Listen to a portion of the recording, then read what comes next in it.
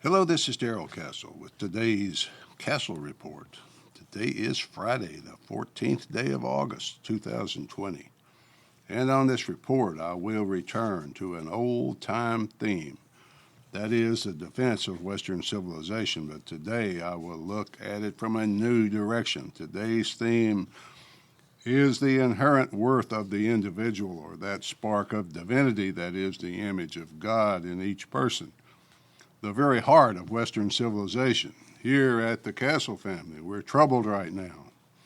Oh, Joan and I are fine. We're doing just fine. But as my pastor once told me, you're only as happy as your saddest child, and the family daughter is troubled today. She's still stuck on her jungle island, but there is a chance she can get a flight to Australia and New Zealand just as those two countries are starting to lock down, but that might come in a couple of weeks. The problem is she could end up stuck there and without her husband, so it is a cause of great concern to us. My report to you today is not really a defense of Western civilization at all, since I've already done that many times, as well as I am able to do it. This report is rather about how we let it fail. We let Western civilization fail because we, individually and collectively, fail to comprehend its virtues. We stop thinking about that divine image of God, or if you are an atheist, then just call it the inherent worth of the individual. Throughout the centuries, many events have shaken the West from the path. World wars, plagues, lean years, all have occurred, but somehow the West managed to find its way back to that single theme. I don't know about this time, though. This time seems different, since forces inside the West seem dead set on destroying that civilization which has uplifted the individual for centuries. The rule of law is the first line of defense in the protection of the individual and his property, and that is obviously in grave danger right now. Cities across America are all surrendering to the mob, refusing to defend the individuals that live within them. Virtually all these cities are controlled by Democrat mayors, Democrat city councils, Democrat attorneys general, Democrat governors. These politicians seem to consider their police forces as the enemy rather than the violent criminals that threaten their cities. For example, in Minneapolis, the city council voted 12-0 to completely abolish their police force. Since that vote, the murder and robbery rates have soared in Minneapolis. Undeterred, one council member even suggested that it was privilege to expect your property to be free from robbery and arson. The West Coast cities of Portland and Seattle have been torn by riots, looting, burning for months, as the mayor and governor will not enforce the law. I suppose they support the goals of the looters, not the property owners, but for whatever reason, they are willing to watch their cities burn to the ground. In Chicago currently, there is widespread looting going on across the city, including in the glamour shopping districts. I saw an interview with a Black Lives Matter leader. She said that looting was reparations. She didn't say reparations for what. She didn't say why today's property owners owed her money. The only thing Mayor Lori Lightfoot is willing to do is raise the drawbridges in hope that they would keep the looters out of downtown Chicago. Chicago used to be known as the nation's meat market. Its football team were known as the Monsters of the Midway, but now it's known for looting and for murder. Would you like to buy a $10 million penthouse in downtown Chicago? Yeah, I didn't think so. Mayor de Blasio just looted the New York police budget of $1 billion, and soon after the murder and violent crime rates started soaring in New York City, they haven't stopped. People who can afford to leave are leaving in droves. I understand more than 1 million people have left New York City. What sane person would put up with the aggravation of living in Manhattan or downtown Chicago in the best of times, let alone now? So many of the wealthy who pay taxes and support the philanthropic causes in New York City have fled the city that Governor Andrew Cuomo was reduced to begging. Please come back, he said. Please come back. If you come back, you can come over to my house. I'll cook for you. The mayor of Chicago, on the other hand, either just doesn't care or doesn't understand the ramifications of people moving from the city, crime, violence, riots, looting, unemployment, homeless on the streets, coupled with extremely high prices of everything represents our Democrat cities today. So come and get it.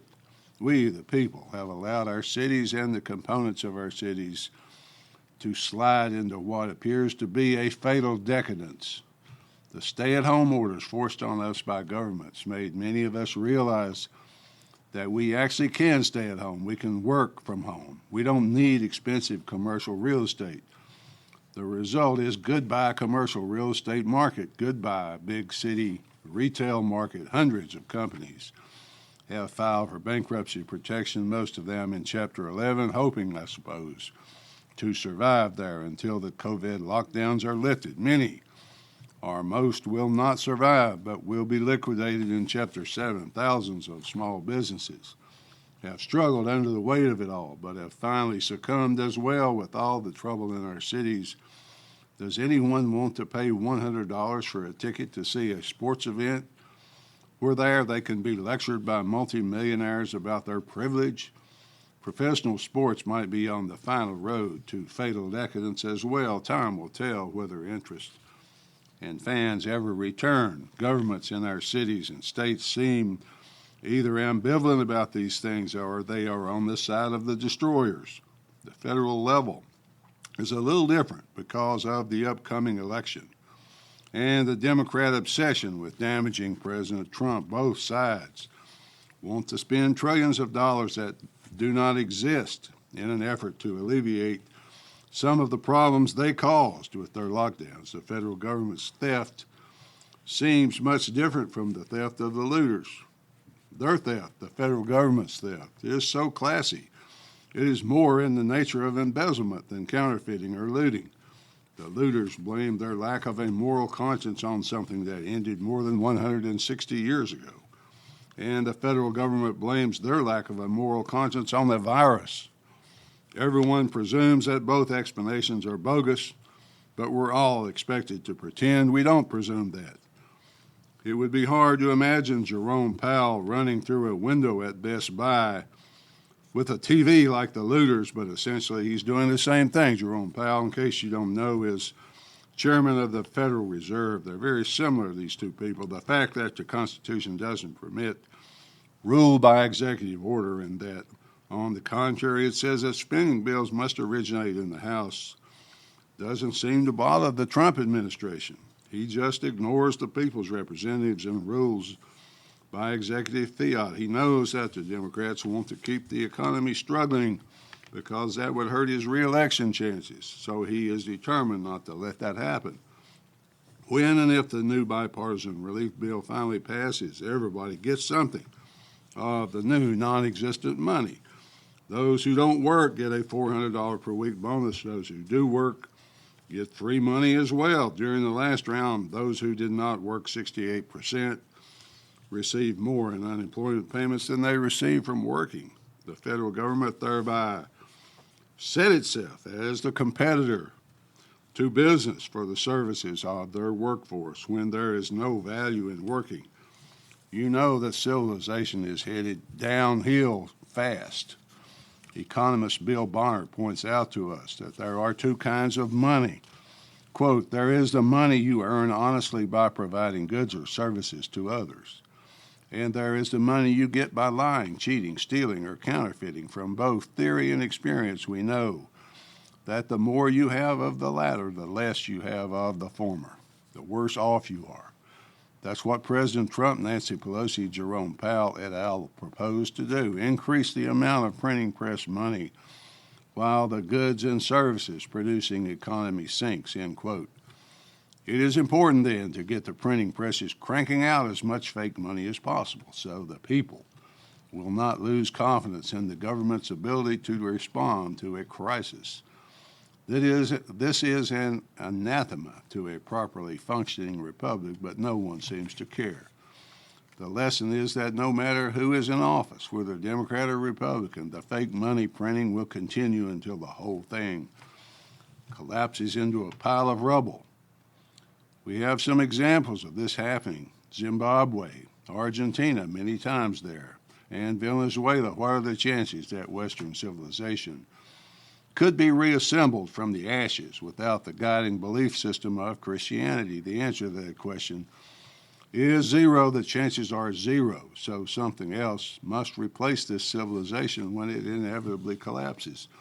I'm sure the toys we have here will still last for a while. The science, the technology, the smartphones, an individual computer in everyone's hands, more powerful by tens of thousands of times than the one used to send Neil Armstrong to the moon. All those things will still be here most likely. Those things are not Western civilization. They are the consequences of individualism, capitalism, rational thought, logic instead of mysticism, personal freedom, all of which make up the very essence of Western civilization. Governments of the world, since the days of John Maynard Keynes, have held a false belief that economies grow by increasing demand.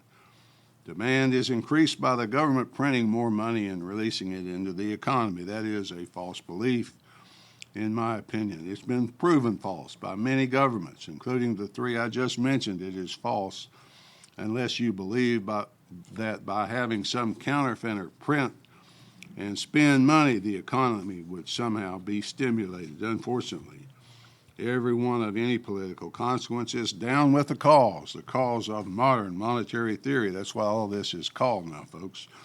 Modern monetary theory. That is the name of the new economy, where nothing must be made by anyone. No services need be offered except for those of banking. Government assumes all power over everything and simply prints and hands out money to those in favor and restricts those who are out of favor. The new economy, based on counterfeiting, cronyism, lies, deception, is now called modern monetary theory. It's the current economy of the United States. All Democrat politicians, almost all Republican politicians, including Donald Trump, are down with the modern monetary theory cause. I predict it fairly soon, though. The laws of economics, developed over centuries of practical experience, will show us that the cause is not down with us. The theory that government has all power, even the power to determine what money is, and to disperse it at its whim, is the real infection of today. It has infected the mayors, the governors of Democrat states. They have infected rioters and looters. They, in unison, have sent a message to the looters that this society is not worth defending. They will therefore not defend it. There is a cure for all this that would be reasonably easy to implement. It would only require people in Congress with guts, determination, and love of country, along with a citizenry with the same characteristics. Get rid of the Federal Reserve. Return to sound money that's based on something substantial. That sounds rather simple, folks, and it is, but only for people who haven't lost their moral way and who haven't destroyed their own civilization. Finally, folks, it would require sacrifice to return to a civilized society, but it would be worth it.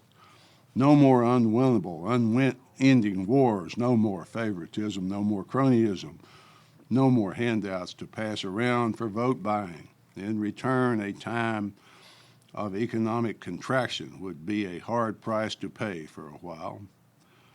But that is the cost of destroying your own civilization. The value for future generations would be well worth it. At least that's the way I see it. Till next time, folks, this is Darrell Castle. Thanks for listening.